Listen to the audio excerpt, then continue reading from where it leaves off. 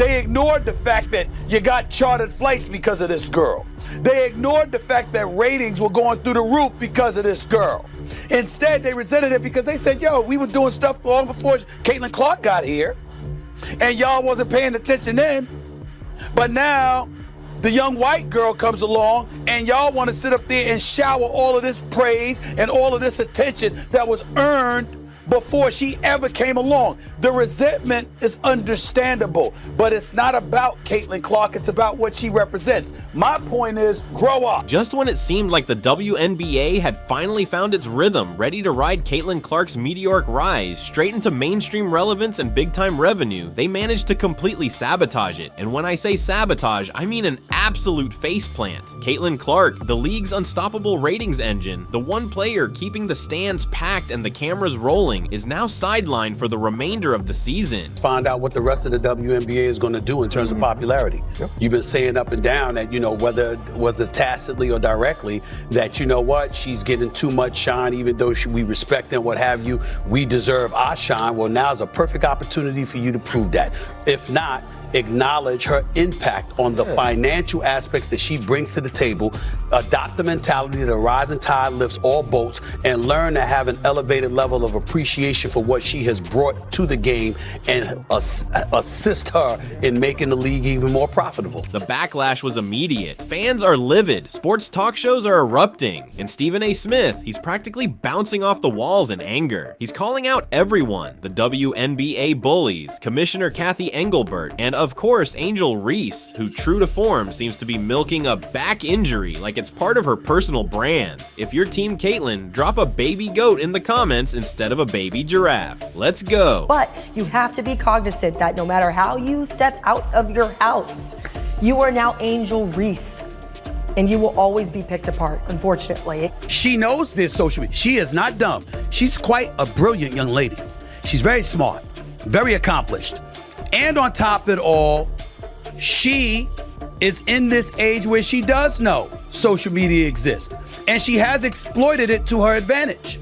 And so when you take that into consideration, that means you're mindful of the imagery and the perception that you're assisting in creating about yourself. Let's stop for a second. Caitlin Clark is the player who turned women's basketball into must-watch television. Before her, catching a random WNBA game was something only your ultra-competitive cousin cared about. Now, people were rearranging dinner plans just to see her pull up for those logo threes. And what does the league do in return? They push her to the brink. The WNBA will try to spin this as business as usual, but the product is crumbling faster than Angel Reese's questionable shot choices. Unfortunately, though, the celebration in the WNBA, it was cut short yesterday afternoon as WNBA players learned the harsh lesson: be careful what you wish for. Headline at the New York Post: Caitlin Clark sidelined with Indiana Felines announcing shock injury. Keyword: shock. This injury was shocking, but not for reasons that you may think. And of course, the first person to completely lose it over this mess was Stephen A. Smith. ESPN's outspoken powerhouse didn't just weigh in, he absolutely exploded, while other voices in the league awkwardly shuffled and offered weak get-well-soon lines. Stephen A. came in like a one-man storm. He tore into the refs, he shredded the league, and he didn't hold back on the jealous players who've been throwing elbows at Caitlin Clark since day one. Finally, someone spoke the truth. Fanatics also reported a 100% increase in sales for WNBA specific merchandise. It started with Caitlin Clark. And so now that we know all of this, and we've known that for months, now we get to turn around and look and see what exactly is it that the league will do. This wasn't just commentary. Stephen A. practically took over the courtroom. He broke down the WNBA's failures like a prosecutor laying out irrefutable evidence. The executives clueless, the refs spineless, and the Angel Reese saga just another layer of humiliation. You think this league can survive without Caitlin Clark? He basically asked. Go ahead, look at the numbers and try not to weep. Thanks to Clark, Indiana led the league in attendance both at home and on the road. The Fever averaged 17,035 fans at home and over 15,000 on the road. 4 teams moved home games to bigger arenas when Indiana came to town to accommodate more fans. That's about Caitlin Clark. How do we know this? Attendance for the entire league was up nearly 50% last year. According to data from across the timeline, and Indiana led all teams with an average attendance of 17,035. That was up 319% from the year earlier. And let's break down the numbers, shall we? Games featuring Caitlin Clark this season averaged 1.178 million viewers. Games without her, a pitiful 394,000. That's not a small drop, it's a full-blown nosedive, a freefall so steep it's like the league plummeted off a cliff. And yet, you still hear players like Angel Reese complaining about Clark hogging the spotlight. Newsflash, maybe fans aren't tuning in to watch a walking turnover who spends more time on Instagram than sharpening her skills. Caitlin Clark is the reason people care. Angel Reese, she's the reason people roll their eyes. We'll find out. We don't know yet, but I'm going to be really interested in seeing, Molly, what kind of effect this has on the WNBA's ratings. Because if for some reason there is a precipitous drop-off, then everybody needs to stand down and recognize the fact that the speculation or the assertions and assumptions about her being the golden goose is validated. Stephen A. didn't just wake up angry one morning. He's been watching the WNBA fumble the bag for months. He's seen legends like Cheryl Swoops throw shade at Caitlin Clark as if jealousy were a full-time gig. He's watched Angel Reese seize every media moment to play the victim, and he's seen Commissioner Kathy Engelbert treat Clark's meteoric rise like a lucky accident rather than recognizing she's the very reason the league is dominating water cooler conversations right now. You asked me about Caitlin. If you're going to break a record, to me, if it's legitimate, you have to break that record in the same amount of time that that player set it. Okay. Right? So if Kelsey Plum set that record in 4 years, well, Caitlin should have broke that record in 4 years. But because there's a COVID year and then there's another year, you know what I mean? So she's already had an extra year to break that record. So is it truly a broken record? Kathy Engelbert's approach, or complete lack of one, is almost comical. The league stumbles into the hands of a once-in-a-generation talent, the one player who could drag them into the mainstream spotlight. And how does she respond? With half-hearted press statements and zero strategy to shield Caitlin Clark from being torn apart on the court every night. It's like finding a genie in a bottle and wasting your wish on a slightly bigger bottle. Pure, unfiltered incompetence. I noticed when you're asking about Caitlin a lot, you bring up other rookies as well. No league's ever about one player. That player could get hurt or whatever. So I think it's just to give recognition that in sports, people watch for compelling content and rivalries. And you can't do that alone as one person. Meanwhile, Stephen A. is out there shouting, "I told you so," from every corner. And honestly, he's earned it. He's been calling out the obvious all along. Caitlin Clark isn't just the face of the WNBA, she is the WNBA. Without her, the league sinks back into irrelevance. Now that she's sidelined, the WNBA is scrambling to explain how their golden goose ended up injured and benched. In the middle of his rant, Stephen A. dropped some straight up wisdom. If Caitlin Clark is the magnet pulling in millions of viewers, then protect her, ride the wave, and stop pretending this is some collective effort. It's not. The league is carried entirely on her shoulders, and if you can't see that, you don't deserve a single dollar of the revenue she's brought in. Became the first rookie with at least 25 points, 5 assists, and 5 rebounds in a playoff game. That was Caitlin Clark. Became the 4th different rookie to play all 40 minutes in a playoff game. That was her. I'm looking at other things. 6 different league television partners. This is last year. This is last season, because this is the Caitlin Clark that we're talking about. 6 different league television partners set viewership records this year, that year, her rookie year, for its highest viewed WNBA game. Do you know every one of those games included the Indiana Fever? The numbers don't lie, and the proof is undeniable. Caitlin Clark's debut this season against the Sky drew 2.7 million viewers, the most watched WNBA game ever on ESPN. This wasn't a lucky break, it was a coronation. A generational talent had arrived, and she was bringing millions of fans along with her. So how did the WNBA respond? Did they celebrate her, protect her, build the league around her? Absolutely not. They tried to downplay her influence, acting like admitting Clark's dominance would somehow overshadow everyone else. Instead of embracing the star who was reshaping the league's future, they fumbled through bland marketing campaigns that looked like they'd been drafted by interns. And tide lifts all boats. And if this is the magnetic traction that draws viewers to the WNBA, and her absence over the next 2 weeks due to that quad strain is providing further evidence of that, then everybody needs to accept it, stand down, and ride that wave. I'm going to be really interested in seeing how the ratings are going to look without her over the next 2 weeks. Let's make sure we come back and ask me this exact same question after she's been gone for those 2 weeks. Stephen A. saw the disaster coming from a mile away. He watched Caitlin Clark's star soar, while Kathy Engelbert shrugged, Angel Reese sulked, and the refs stayed silent. And now, Clark is sidelined, the WNBA is in full-blown panic, and Stephen A. is calling them out harder than anyone expected. Here's the truth, Caitlin Clark wasn't just another draft pick, she was the league's lifeline, the golden ticket they'd been waiting decades to scratch. But instead of protecting her, they treated her rise like it didn't matter. Now that ticket is off the table and the league is finally realizing, too late, that Clark isn't just valuable, she's irreplaceable. Meanwhile, Stephen A. stands firm, staring down Engelbert, the refs, and Angel Reese, delivering the one truth they didn't want to hear. You had one job, protect Caitlin Clark, and you blew it. We know what she brings to the table. But people wanted to hate because why? You had a bunch of players in this league that watched this young white girl come along and take the league by storm, and they resented it because they saw the marketing prowess that she had. They ignored the fact that you got chartered flights because of this girl. They ignored the fact that ratings were going through the roof because of this girl. Instead, they resented it because they said, yo, we were doing stuff long before Caitlin Clark got here, and y'all wasn't paying attention then.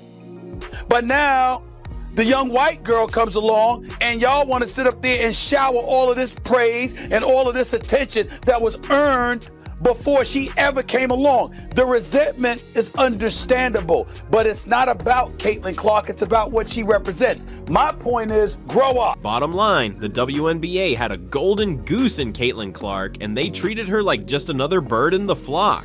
Stephen A. isn't just angry, he's sounding the alarm the league desperately needs. Clark isn't replaceable. She's the star, the face, the reason sponsors write big checks. Without protection, respect, and priority, the WNBA won't just lose a player, it will lose its one real shot at relevance. Stephen A. Smith has been that lone, fearless voice in a room full of silence. While others tiptoe around fragile egos, cling to outdated narratives, and pretend Clark's dominance is somehow unfair, Stephen has been brutally honest from the start. From the moment she stepped into the league, dragging ticket sales, TV ratings, and attention in her wake, he's been the loudest voice screaming, "Pay attention!" Why? Because unlike the petty jealousy from some former players and Angel Reese's constant sniping, Stephen actually recognizes true value. He called it months ago. There's genuine resentment brewing, and sure enough, that resentment has been simmering all season long. Look, I think Stephen A. is 100% correct on this.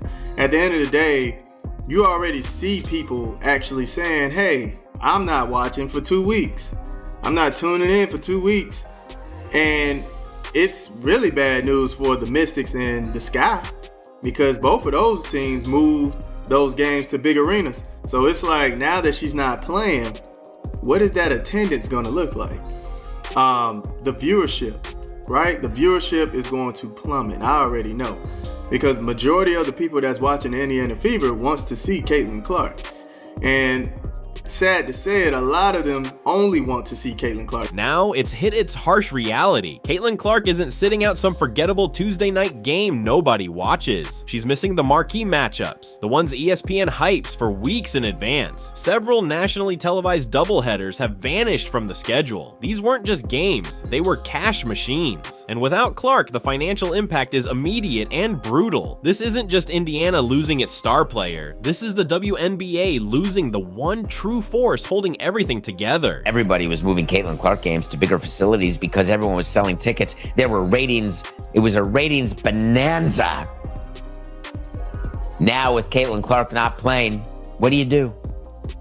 Well, when you change your situs, guess what? You can't change it back. Yep.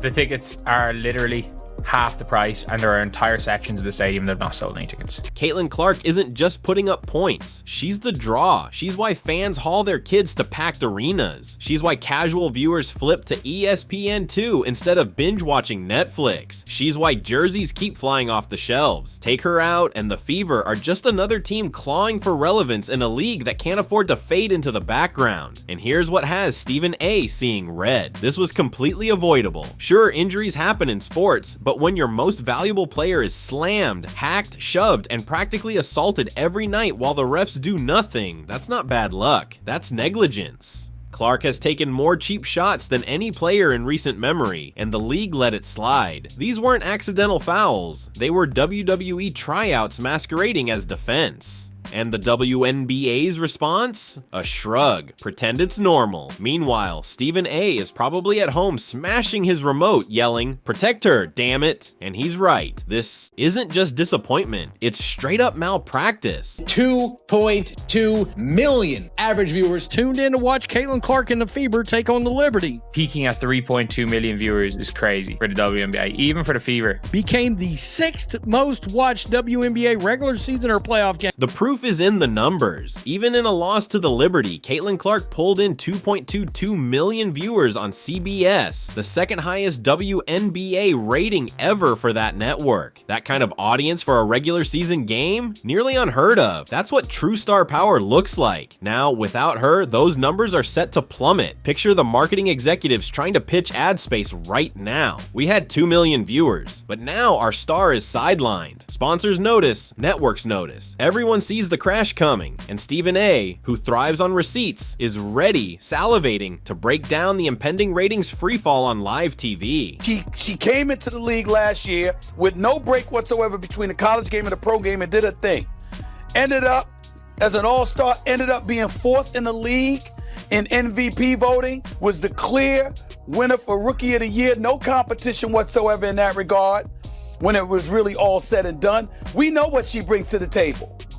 But people wanted to hate because why? You had a bunch of players in this league that watched this young white girl come along and take the league by storm, and they resented it because they saw the marketing prowess that she had. The sting cuts deeper because it didn't have to play out this way. If the league had just acknowledged what was obvious from the start, that Caitlin Clark isn't just another player, she is the player, things could have been completely different. Instead, they minimized her impact, acted uncomfortable with her fame, and let bitter veterans throw shade. They saw her as a disruptor, not the lifeline she truly was. But every ticket sold, every record-breaking broadcast, every headline screamed the truth. She was the engine driving it all. Now that she's sidelined, those same skeptics are about to get the hardest lesson of all. Caitlin Clark wasn't hype. She was the entire show. Higher television ratings, higher attendance figures. Ladies and gentlemen, that doesn't come courtesy of a league. It comes courtesy of the players that play in the league. And in her case, she was the most popular, which means she could have helped your bottom line, which means you should have seen that from day one and maximized it. But you didn't do it. Caitlin Clark wasn't just elevating the league, she was redefining it. Families who'd never given the WNBA a second thought were planning summer trips around Fever games. Kids across the country were mimicking her signature logo threes on playgrounds. Women's basketball was finally trending, finally cool, finally capturing the national spotlight, and all that momentum rested on her shoulders. Now, with her sidelined, fans are asking themselves, if she's not playing, why am I even watching? That's the nightmare scenario Stephen A has been warning about. Here's the reality. Clark isn't just the best player on the court, she's the bridge. The fragile connection between the WNBA's struggling past and the explosive future it could have had. Without her, the league goes back to begging networks for 30-second highlight reels, back to half-empty arenas, back to being a niche product instead of a national conversation. She isn't just a player, she's an economic engine. And now, she's on the bench. You literally cannot make this up. When she's not playing, ticket prices, merchandise sales plummet. Viewership declines when she is not suited up in uniform. The numbers do not lie, guys. Caitlin Clark is the biggest box office attraction in the WNBA, period. facts over feeling. Let's call it what it is. Outright malpractice by the league. Caitlin Clark has been slammed with elbows, blindsided off the ball, shoved into screens, and checked like it's the NHL, not the WNBA. Through it all, Kathy Engelbert and the refs said nothing. No fines, no suspensions, no accountability. They allowed open season on their golden goose. And now, that goose is down. Stephen A isn't just mad, he's practically screaming, "You had one job, protect her." Fans aren't merely disappointed, they're furious. Social media is flooded with people vowing they won't watch until Clark is back. Some are boycotting broadcasts outright. Others are selling tickets. And honestly, who can blame them? Nobody tuned in for league comedy or to watch Angel Reese fake another injury. They tuned in for Caitlin Clark. Without her, the magic is gone. Watching a WNBA game without Clark is like ordering a pizza and getting handed a salad. Technically edible, but utterly disappointing. I mean, with Caitlin Clark being out of the picture, you know what's already happened in the WNBA? Yeah, that's right. Those ticket prices went way down. And you would think most of the ladies in the league would want to wish Caitlin a very speedy and successful recovery, because without her in that league, it's going back to where it was before she even got drafted to the Indiana. Now the WNBA is facing the consequences of its own mistakes. Ratings are set to plummet, attendance will drop, and sponsors will start grumbling. And when that happens, Stephen A will be on live TV waving the receipts and calling out Kathy Engelbert, the refs, and every critic who claimed Caitlin Clark was just hype. Because here's the truth, when you mistreat your biggest star, refuse to protect her, and let jealousy influence officiating, the collapse is on you. The WNBA had lightning in a bottle. Caitlin Clark was that lightning. And now, with her sidelined, the storm is inevitable. These next few weeks won't just prove Stephen A right. They'll determine whether the WNBA can learn from its mistakes, or if it's doomed to watch its future slip away. If you're Team Caitlin, drop a baby goat in the comments instead of a baby giraffe. Don't forget to like, subscribe, and turn on notifications so you never miss an update. Click the video on the screen and we'll see you in the next one.